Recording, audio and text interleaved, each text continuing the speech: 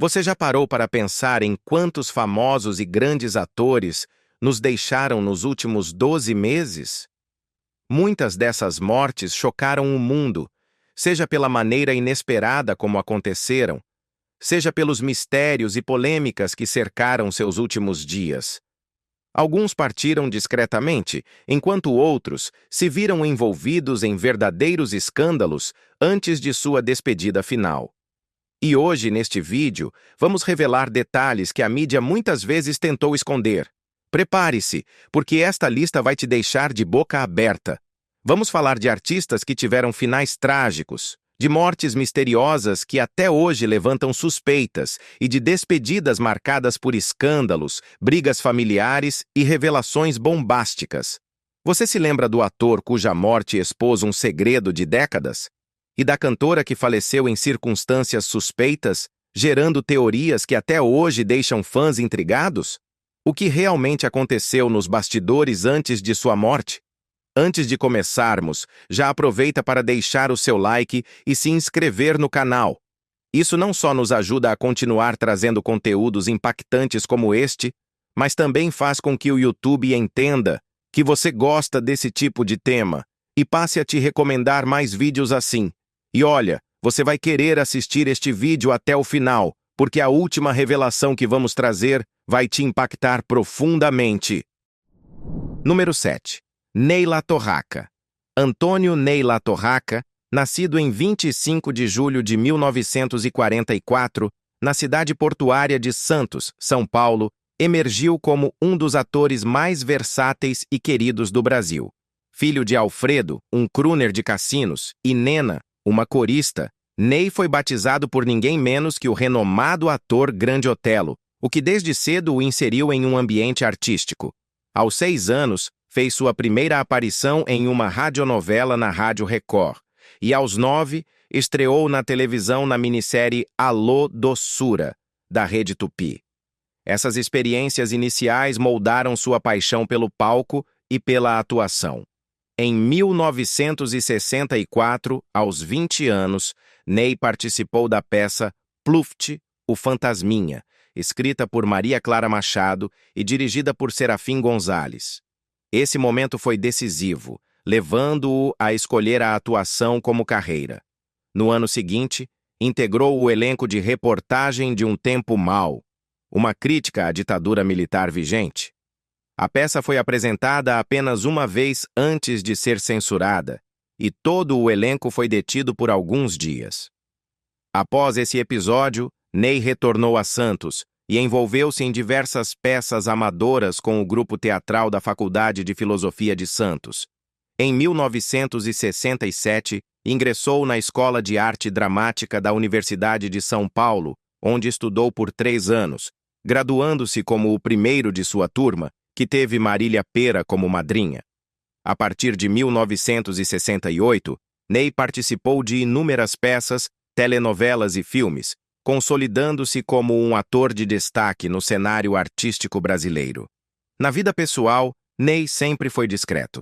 Em 1995, iniciou um relacionamento com o ator Edi Botelho, com quem compartilhou quase 3 décadas de parceria. Embora mantivessem a relação fora dos holofotes, em 2022, Ney comentou publicamente sobre o companheiro, referindo-se a Edi como uma pessoa maravilhosa, um grande companheiro, amigo e bom ator. O casal considerou a possibilidade de ter filhos, mas optou por não seguir esse caminho. Em 2019, Ney foi diagnosticado com câncer de próstata e submeteu-se a uma cirurgia para a remoção da glândula. Apesar do procedimento, em agosto de 2024, a doença retornou com metástase. Em dezembro daquele ano, seu quadro clínico agravou-se, levando-o a ser internado na Clínica São Vicente, no Rio de Janeiro.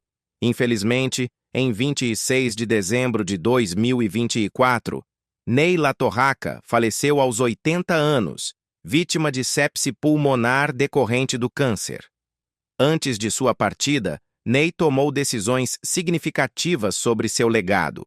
Sem filhos, ele optou por destinar sua herança a instituições de caridade, como o Retiro dos Artistas e a Associação Brasileira Beneficente de Reabilitação. Em entrevistas, afirmou que o que ganhou com o teatro deveria retornar para causas nobres, refletindo sua visão sobre a missão do artista. Número 6. Marisa Paredes. Marisa Paredes. Nascida: Maria Luísa Paredes. Bartolomé, em 3 de abril de 1946, em Madrid, Espanha, foi uma atriz que se destacou no cenário cinematográfico espanhol e internacional. Desde jovem, demonstrou interesse pelas artes cênicas, iniciando sua carreira aos 14 anos no filme Esta Noite Não, de José Osuna. Sua formação na Escola de Arte Dramática de Madrid solidificou sua base artística, permitindo-lhe transitar com facilidade entre o teatro e o cinema. Ao longo de sua carreira, Marisa participou de mais de 75 filmes, consolidando-se como uma das atrizes mais prolíficas de sua geração.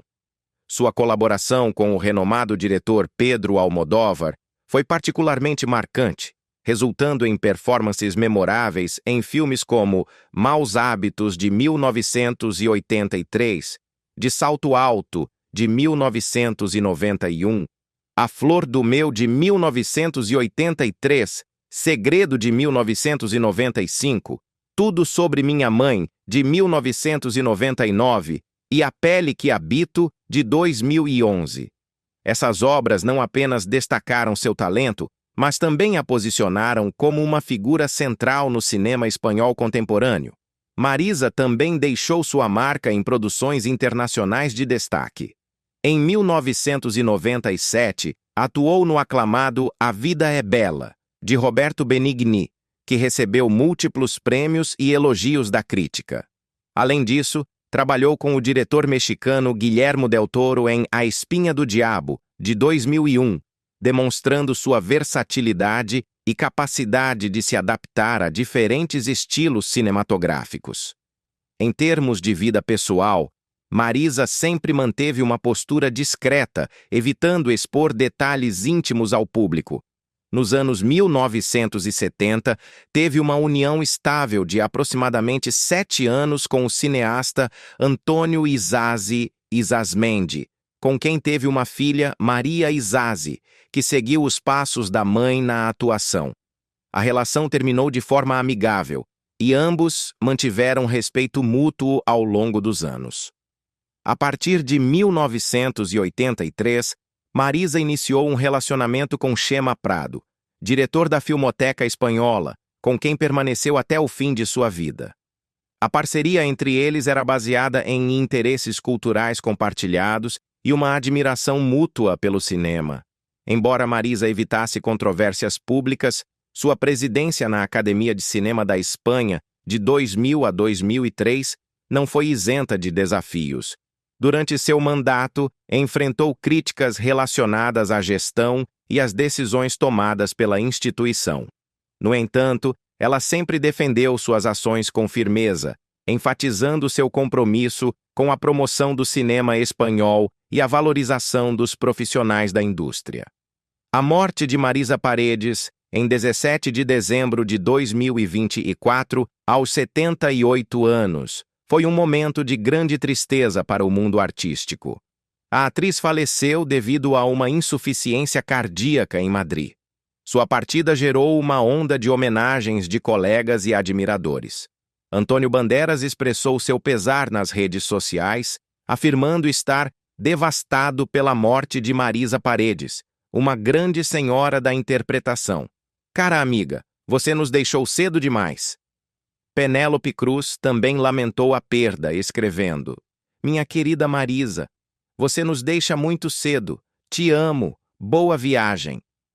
A cantora brasileira Bebel Gilberto, que mantinha uma amizade próxima com Marisa, compartilhou lembranças afetuosas, destacando momentos recentes que passaram juntas em Madrid. Número 5. Alain Delon.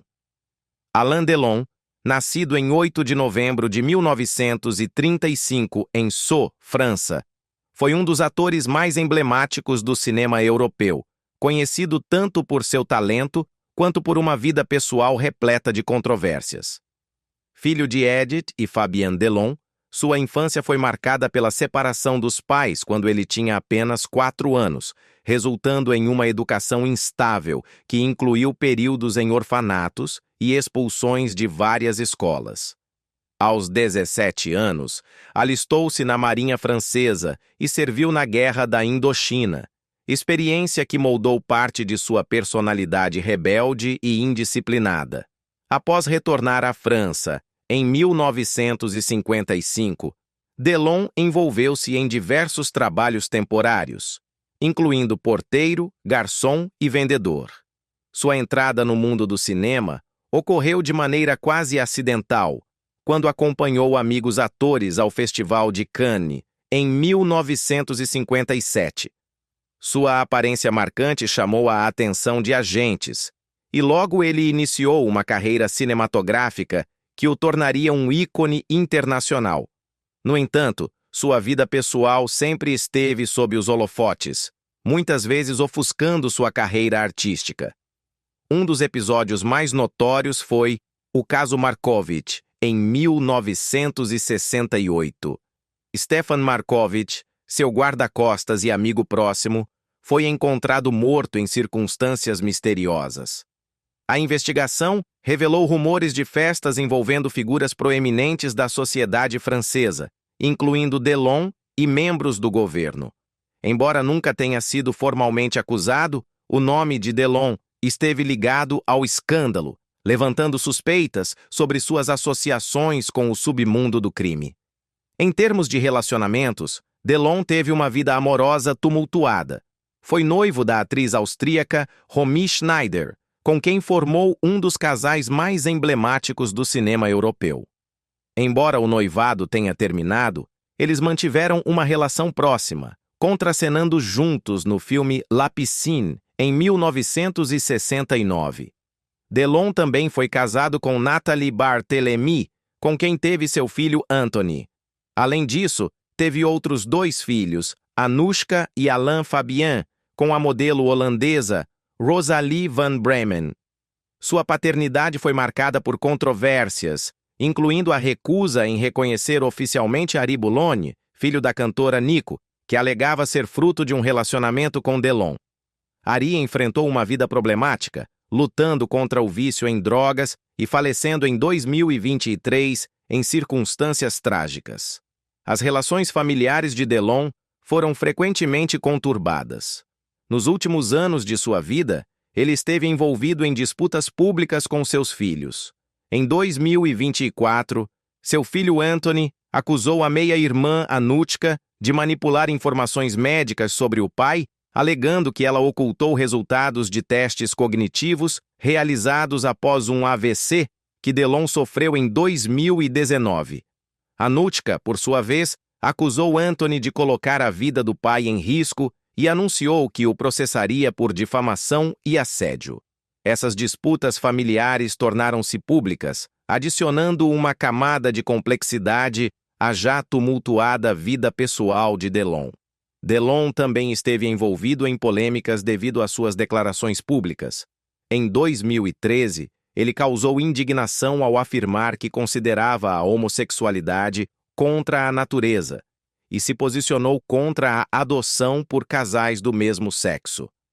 Além disso, expressou apoio à pena de morte, afirmando que algumas ações eram imperdoáveis e mereciam tal punição. Suas opiniões políticas e sociais frequentemente o colocaram em desacordo com movimentos progressistas e defensores dos direitos humanos. Nos últimos anos de sua vida, Delon enfrentou sérios problemas de saúde. Em 2019, sofreu um AVC que afetou significativamente sua mobilidade e cognição. Posteriormente, foi diagnosticado com linfoma de células B, um tipo de câncer que o debilitou ainda mais. Delon expressou publicamente seu apoio à eutanásia e ao suicídio assistido, práticas legais na Suíça, onde ele residia. Em entrevistas, afirmou que não temia a morte, mas sim o sofrimento, e desejava partir de maneira digna. Seu filho Anthony revelou que Delon havia manifestado o desejo de recorrer ao suicídio assistido quando chegasse o momento apropriado. Número 4. Silvio Santos. Silvio Santos, nascido Sr. Abravanel em 12 de dezembro de 1930, no bairro da Lapa, Rio de Janeiro, foi uma das figuras mais emblemáticas da televisão brasileira. Filho de imigrantes judeus sefarditas, oriundos do antigo Império Otomano, desde cedo demonstrou habilidades excepcionais de comunicação e empreendedorismo. Sua trajetória profissional iniciou-se como camelô nas ruas do Rio de Janeiro, onde vendia capas plásticas para títulos de eleitor. Com seu carisma nato, logo chamou a atenção e ingressou no rádio como locutor. Nos anos 1960, migrou para a televisão, consolidando-se como apresentador e empresário de sucesso. Em 1981, fundou o Sistema Brasileiro de Televisão, que rapidamente se tornou uma das principais emissoras do país. Seu programa dominical, Programa Silvio Santos, tornou-se um ícone da TV brasileira, caracterizado por quadros de auditório, gincanas e distribuição de prêmios em dinheiro. No âmbito pessoal, Silvio Santos casou-se 2 vezes. Seu primeiro matrimônio foi com Maria Aparecida Vieira, conhecida como Cidinha, com quem teve 2 filhas, Cíntia e Sílvia. Cidinha faleceu em 1977, vítima de câncer. Em 1981, uniu-se a Iris Abravanel, com quem teve mais 4 filhas, Daniela, Patrícia, Rebeca e Renata. Ao todo, Silvio teve 6 filhas, 14 netos e 4 bisnetos. Ao longo de sua carreira, Silvio Santos esteve envolvido em diversas polêmicas e controvérsias.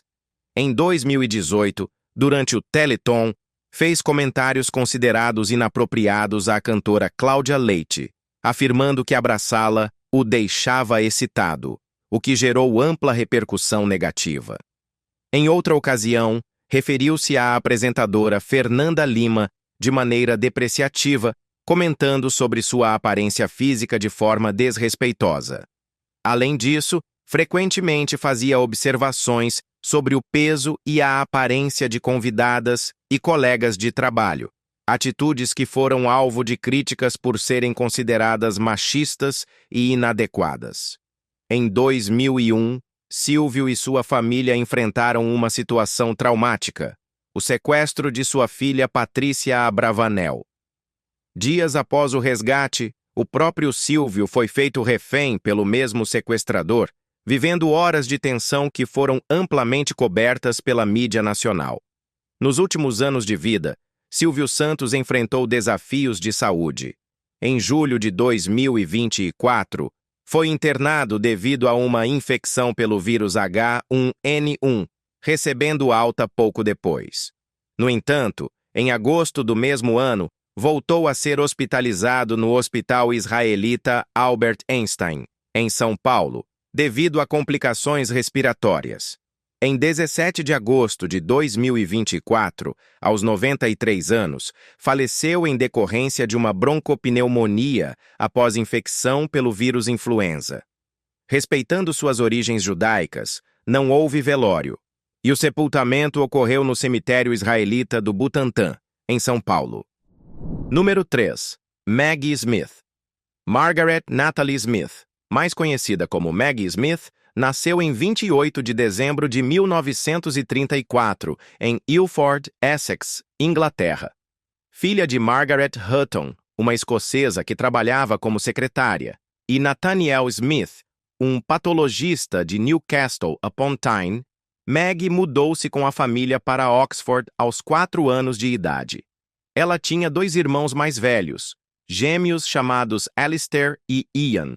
Desde cedo, demonstrou interesse pelas artes cênicas, estudando na Oxford High School até os 16 anos, quando decidiu seguir a carreira de atriz, ingressando na Oxford Playhouse para aprimorar suas habilidades. A carreira de Maggie Smith no teatro iniciou-se em 1952, no Oxford Playhouse e rapidamente ganhou destaque. Em 1956, fez sua estreia na Broadway com a peça New Faces of 56. Ao longo da década de 1960, consolidou-se como uma das principais atrizes do teatro britânico, integrando companhias renomadas como a Old Vic e o National Theatre. Seu talento versátil permitiu-lhe transitar entre papéis cômicos e dramáticos com naturalidade, destacando-se em peças como The Private Ear e The Public Eye. No cinema, Maggie alcançou reconhecimento internacional ao interpretar a protagonista em Primavera de uma Solteirona, de 1969, performance que lhe rendeu o Oscar de melhor atriz. Posteriormente, conquistou seu segundo Oscar, desta vez como melhor atriz coadjuvante, por California Suite, de 1978.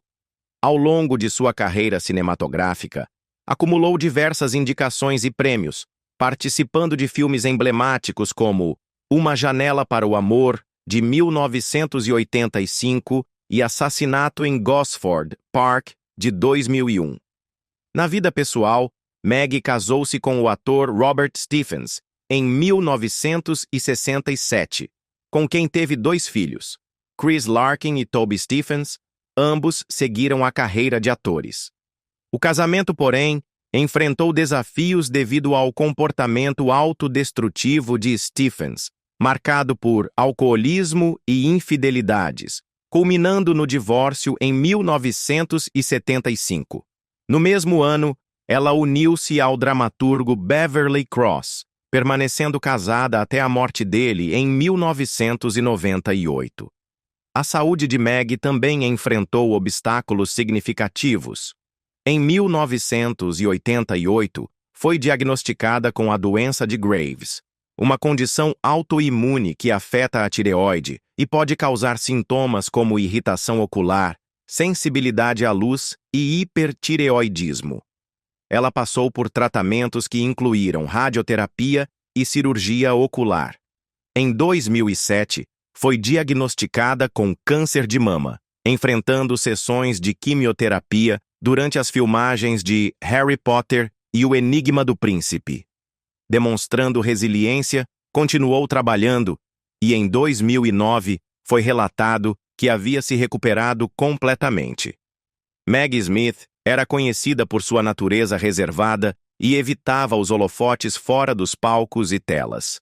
Em entrevistas, expressou sentimentos de solidão após a morte de seu segundo marido, mencionando que a vida parecia um pouco sem sentido, sem alguém para compartilhar os momentos. Apesar de sua longa e ilustre carreira, ela revelou nunca ter assistido a alguns de seus trabalhos mais famosos, como a série Downton Abbey, na qual interpretou a condessa viúva de Grantham, papel que lhe rendeu múltiplos prêmios. Em 27 de setembro de 2024, Maggie Smith faleceu pacificamente em um hospital em Londres, aos 89 anos. A causa exata de sua morte não foi divulgada pela família. Curiosamente, sua morte ocorreu exatamente um ano após o falecimento de seu colega de elenco em Harry Potter, Michael Gambon, que interpretou Alvo Dumbledore. A coincidência das datas chamou a atenção dos fãs, adicionando uma camada de melancolia à perda. Número 2. Roberto Frota. Roberto Frota nasceu em 26 de janeiro de 1939, no Hospital Alemão, situado no bairro da Tijuca, Rio de Janeiro, então capital do Brasil. Filho primogênito de José Arthur da Frota Moreira, advogado que atuava como procurador do Estado de São Paulo e posteriormente deputado federal, e Zuleika de Castro Moreira, estudante da Escola Nacional de Belas Artes, pintora e poetisa.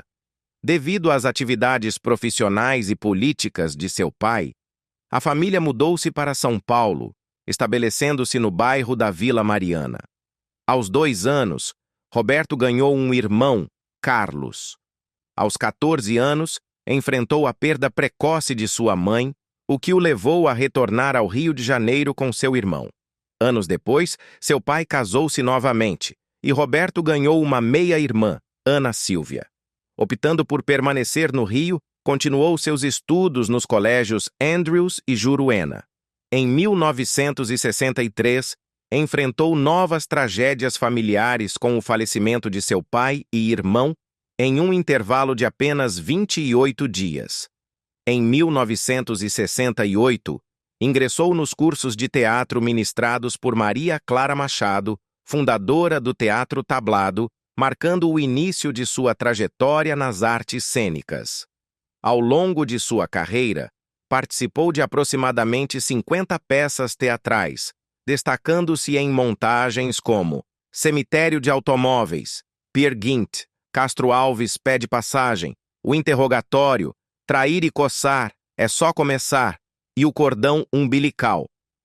Em 1971, na peça Peer Gynt, contracenou com renomados atores como Stênio Garcia, Jonas Bloch, Ariclé Pérez, Elwerton de Castro e Ricardo Blatt. Na televisão, Roberto consolidou-se como um ator versátil, integrando o elenco de diversas produções de destaque. Esteve presente em novelas e minisséries como Tieta, Pedra sobre Pedra, Corpo Santo, Mulheres Apaixonadas, Riacho Doce, Ana Raio e Zé Trovão, Chiquititas e A Terra Prometida. No cinema, participou de filmes como A Queda e Sombras de Julho. Em 1992, destacou-se como autor do argumento original do filme Se Eu Fosse Você, que se tornou um grande sucesso no cenário cinematográfico brasileiro. Posteriormente, aventurou-se na literatura, lançando o livro Mão de Flor pela editora Viseu. Em sua vida pessoal, Roberto casou-se pela primeira vez em 1968, aos 29 anos, com a fonoaudióloga Ana Maria Frota, com quem teve 2 filhos, Verônica e Tiago. Em 1983, uniu-se à atriz Ângela Vieira, relacionamento que durou até 1997 e resultou no nascimento de sua filha Nina. Em 2008, contraiu matrimônio com a advogada carioca Márcia Prado, permanecendo juntos até 2014. Nos últimos anos de sua vida, Roberto enfrentou uma batalha contra o câncer de pulmão, diagnosticado em 2023. Apesar do tratamento, seu estado de saúde agravou-se, culminando em uma pneumonia. Em 24 de setembro de 2024, aos 85 anos, Roberto Frota faleceu no Rio de Janeiro. Seu velório ocorreu no dia seguinte, no Memorial do Carmo, no Caju, seguido de cremação. Deixou um legado significativo nas artes brasileiras, sendo lembrado por sua dedicação e talento. Número 1. Ilva Ninho. Ilva Ninho Mendonça nasceu em 15 de novembro de 1934, na cidade de Floresta, Pernambuco. Desde jovem, demonstrou interesse pelas artes cênicas, o que a levou a trilhar uma carreira notável no teatro, cinema e, principalmente, na televisão brasileira. Sua trajetória profissional é marcada por personagens emblemáticos, especialmente representando mulheres nordestinas e empregadas domésticas, que conquistaram o público ao longo de décadas. A mudança para o Rio de Janeiro ocorreu logo após o golpe militar de 1964, período em que Ilva buscava ampliar suas oportunidades no cenário artístico nacional. Foi introduzida na televisão nos anos 1970 pelo renomado autor Dias Gomes, iniciando uma parceria que renderia frutos significativos em sua carreira. Sua estreia na TV aconteceu em 1971, na novela Bandeira 2, onde interpretou Santa, uma integrante de uma família de retirantes nordestinos. A partir daí, Ilva consolidou sua presença em diversas produções televisivas, destacando-se em papéis que retratavam a força e a resiliência da mulher brasileira. No entanto, sua vida pessoal foi marcada por tragédias que trouxeram desafios profundos. Em 1957, casou-se com o ator e diretor teatral Luiz Mendonça, com quem teve um único filho, Luiz Carlos Ninho, nascido em 1964. A união com Luiz Mendonça foi não apenas uma parceria amorosa, mas também profissional, resultando em colaborações significativas no teatro brasileiro. Infelizmente, em 1990, Luiz sofreu um grave acidente de carro que resultou na necessidade de uma transfusão de sangue. Devido à falta de controle rigoroso sobre o sangue naquela época, ele contraiu o vírus HIV durante o procedimento. Após lutar contra a doença, Luiz Mendonça faleceu em 1995, aos 64 anos, vítima de complicações relacionadas à AIDS. Essa perda foi um golpe devastador para Ilva, que precisou encontrar forças para continuar sua trajetória artística e pessoal. A dor do luto se intensificou uma década depois, quando, em 2005, seu filho Luiz Carlos Ninho faleceu aos 40 anos, vítima de cirrose hepática. Luiz Carlos, que seguiu os passos dos pais no mundo artístico, enfrentou uma batalha contra o alcoolismo. Ilva, em entrevistas posteriores, revelou que tentou de diversas maneiras auxiliar o filho, buscando ajuda médica e oferecendo suporte emocional. No entanto, Luiz Carlos acreditava que poderia superar a dependência por conta própria, o que infelizmente não ocorreu. A perda do único filho representou mais uma profunda cicatriz na vida de Ilva, que precisou novamente reunir forças para seguir em frente. Apesar das adversidades pessoais, Ilva Ninho manteve uma postura resiliente e dedicada à arte. Em 2003, fundou a Escola de Teatro Ninho de Artes Luiz Mendonça, no Rio de Janeiro, em homenagem ao falecido marido. Além de atuar, dedicou-se ao ensino das artes cênicas, transmitindo seu conhecimento e experiência para novas gerações de atores. Sua contribuição para o teatro brasileiro foi amplamente reconhecida, tanto por seus pares quanto pelo público. Em 2014, Ilva enfrentou mais um desafio de saúde ao ser diagnosticada com câncer no intestino. A atriz afastou-se dos trabalhos artísticos para se submeter ao tratamento necessário, incluindo cirurgia e sessões de quimioterapia. Demonstrando mais uma vez sua força e determinação, conseguiu superar a doença e, em 2016, retornou à televisão na novela Malhação pro Dia Nascer Feliz, interpretando Damiana Miranda. Seu retorno foi celebrado por colegas e admiradores, que reconheceram sua coragem e paixão pela atuação. A carreira de Ilva Ninho na televisão é marcada por personagens que, embora muitas vezes coadjuvantes, deixaram uma impressão duradoura no público. Um de seus papéis mais memoráveis foi o da empregada Mina na novela Roque Santeiro, de 1985. Na trama, sua personagem era constantemente chamada pela patroa, a viúva porcina, interpretada por Regina Duarte, que imortalizou o bordão Miná. Esse papel destacou a capacidade de Ilva de trazer profundidade e humanidade a personagens aparentemente simples, conquistando o carinho e a admiração dos telespectadores. Ao longo de sua trajetória, Ilva participou de mais de 30 novelas e diversas séries e minisséries, todas exibidas pela Rede Globo. Seus personagens, muitas vezes representando mulheres humildes e trabalhadoras, refletiam a realidade de muitas brasileiras, o que contribuía para a identificação do público com suas interpretações. Em seus últimos anos, Ilva continuou ativa no cenário artístico, participando de produções televisivas e teatrais. No entanto, em maio de 2024, sua saúde começou a declinar. Após ser internada para uma cirurgia cardíaca, enfrentou complicações respiratórias, digestivas e renais. Após quase um mês de internação, Ilva Ninho faleceu em 12 de junho de 2024, aos 89 anos, devido a uma falência múltipla de órgãos.